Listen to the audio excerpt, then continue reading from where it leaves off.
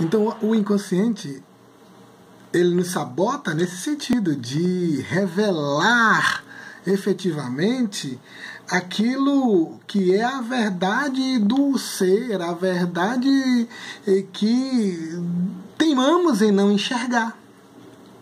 Então, o ato inconsciente, que se exterioriza através, por exemplo, do ato falho, é um ato extremamente certeiro, né, como já disse.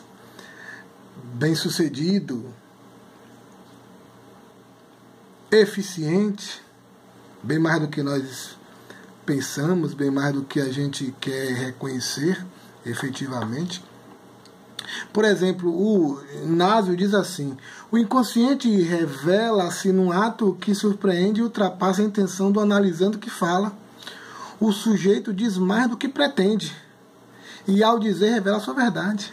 Verdade que ele teima em ocultar, camuflar, nas pesadas personas, porque a persona não tem o indivíduo não tem uma só persona, ele tem personas, né?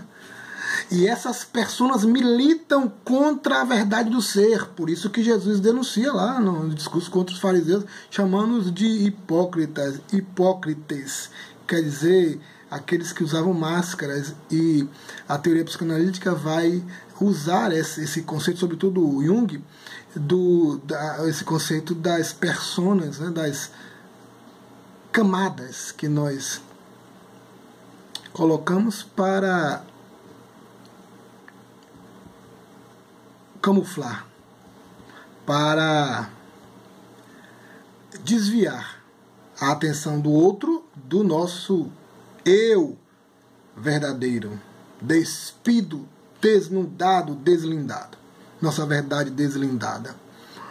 O inconsciente nos sabota para que de fato nós possamos entender essa verdade do ser, essa verdade nossa e que nós ignoramos conscientemente. Pensando assim, nós vamos falar de 4 facetas conceituais do inconsciente. Primeiro, o inconsciente como discurso. Você já notou, às vezes, aquela vozinha lhe falando coisas incômodas, desconcertantes? Sobretudo quando nós estamos em situações desconcertantes, em lugares que não queremos. Lembra, há um princípio, 2 princípios que se antagonizam. E o inconsciente interfere no sentido de resolver esse antagonismo primordial, primal, matricial. O princípio do prazer, e aí prazer no sentido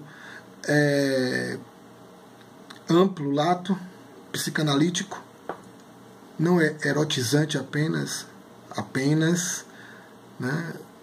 E o princípio da realidade, estabelecido pelo superego, o patrono do eu, o promotor de vigília, e que interfere nesse discurso. Por isso que o discurso do inconsciente é truncado, por isso que sonhamos tanta bobeira, e esses sonhos bobos são tão sóbrios, são tão reveladores. O inconsciente se articula como um discurso. E esse discurso é um discurso que revela elementos tão estranhos, elementos tão desconhecidos, que parece que é um alter ego, um outro eu, um outro self. Aí nós temos a segunda faceta do inconsciente, que é o inconsciente como outro que não sou eu, que eu não percebo, que eu não reconheço, que muitas vezes se estabelece dentro de mim como um antagônico, como um ser antagônico, trazendo verdades difíceis, verdades bombásticas, verdades desestruturantes, e que então nós empreendemos todo esforço e mecanismos de defesa para desbaratá-las, degringolá-las. O inconsciente é sim esse outro que não sou eu.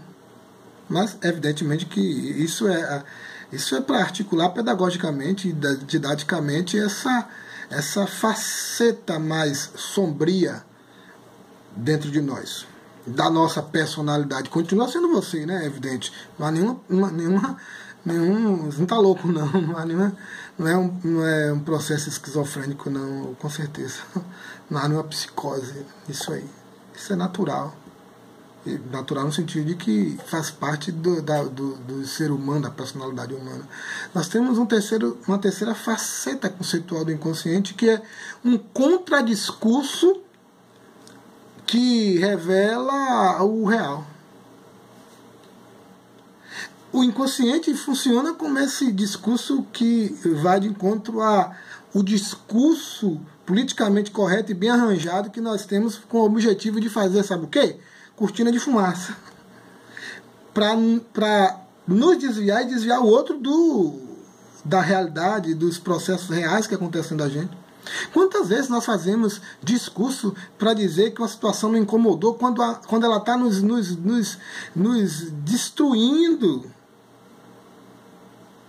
quando ela está nos despedaçando internamente, e não, está tudo bem, a gente começa a fazer um discurso que desvia completamente daquela realidade existencial presente, devastadora dentro da gente. Quantas vezes a gente faz esse discurso, né?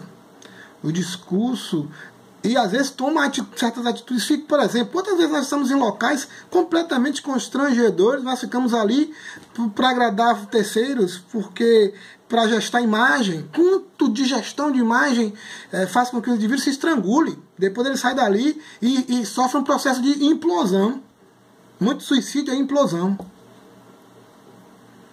Mas eu vou mais longe. Quantas relações começaram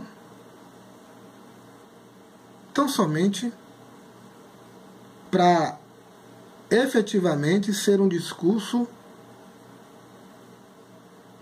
de oposição